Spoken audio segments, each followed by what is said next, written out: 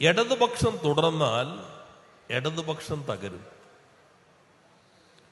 ഇടതുപക്ഷം തുടരുമോ എന്നുള്ള ആ തുടർച്ച ജനാധിപത്യത്തിന് അത്ര ഗുണമല്ല.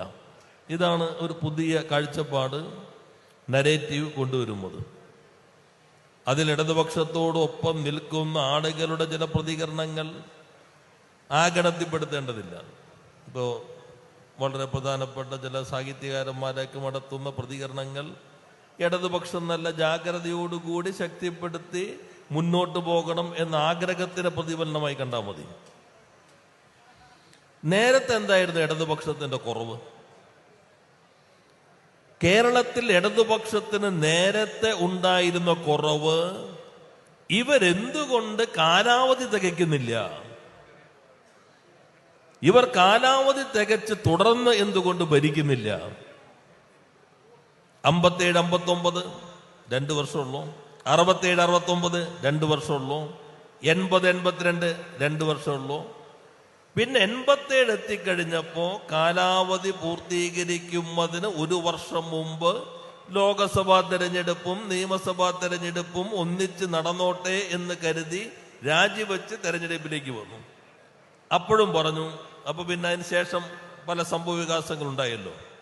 ഇതാ പറയേണ്ടത്, ഇടതുപക്ഷത്തിന് തുടർച്ചയുണ്ട്, ഒരു കാലാവധി പൂർത്തീകരിക്കാൻ പറ്റില്ല. അന്നും ഇടതുപക്ഷത്തെ സ്നേഹിക്കുന്നു എന്ന മട്ടിലാണ് വലതുപക്ഷത്തും എന്നുള്ള ഈ കാഴ്ചപ്പാട് വന്നത്.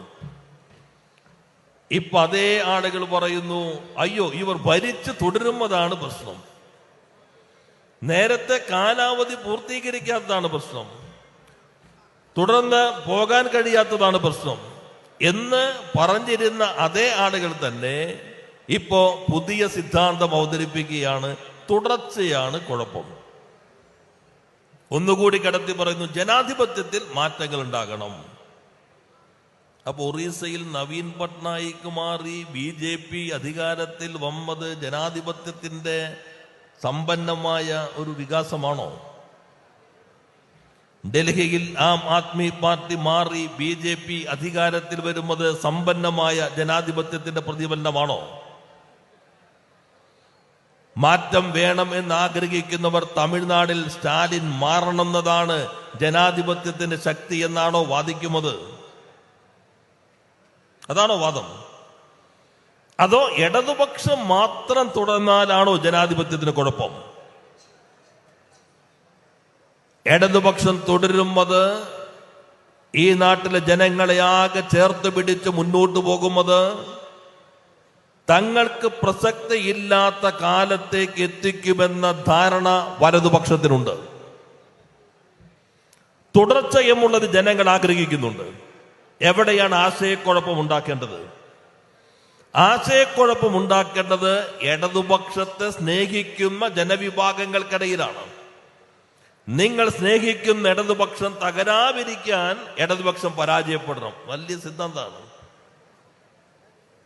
ബംഗാളിൽ ചിലർ പറയും, ബംഗാളിൽ ഒരു മഴവിൽ സഖ്യം ഉണ്ടാക്കിയിരുന്നു. ആ മഴവിൽ സഖ്യത്തിൽ മാവോയിസ്റ്റുകൾ ഉണ്ടായിരുന്നു, ജമായത്ത് ഇസ്ലാമി ഉണ്ടായിരുന്നു, തൃണമൂൽ കോൺഗ്രസ് ഉണ്ടായിരുന്നു, അവരെ നയിച്ചത് കോൺഗ്രസ് ഉണ്ടായിരുന്നു, ഇടതുപക്ഷത്തെ സ്നേഹിച്ചിരുന്ന സാഹിത്യകാരന്മാർ ഉൾപ്പെടെ ഉണ്ടായിരുന്നു. അവിടെ തുടർച്ചയായ ഭരണം, അതാകെ കുഴപ്പമാണ്. ഇപ്പൊ മമതാ ബാനർജി വന്നതിന് ശേഷം ബംഗാളിന്റെ രാഷ്ട്രീയത്തിൽ വന്ന മാറ്റം, ധ്രുവീകരണം, മതപരമായ സംഘർഷങ്ങൾ, വംശീയ കലാപങ്ങൾ നമ്മൾ കാണുന്നില്ലേ? ജനാധിപത്യത്തിന്റെ തുടർച്ചയാണ് ബംഗാളിന് അപകടത്തിലാക്കിയത് എന്ന് പറയുന്ന ആളുകൾ തൃണമൂലിന്റെ തുടർച്ച അപകടത്തിലാക്കുന്നുണ്ടോ ബംഗാളിനെ? തൃണമൂലിന്റെ തുടർച്ച ബംഗാളിന് അപകടത്തിലാക്കുന്നു എന്ന് എന്തേ ഈ തുടർച്ചയുടെ അപകടത്തെ ജനാധിപത്യത്തിന് ദുർബലപ്പെടുത്തുന്നു എന്ന കാഴ്ചപ്പാട് അവതരിപ്പിക്കുന്നവർ പരാമർശിക്കാത്തത്?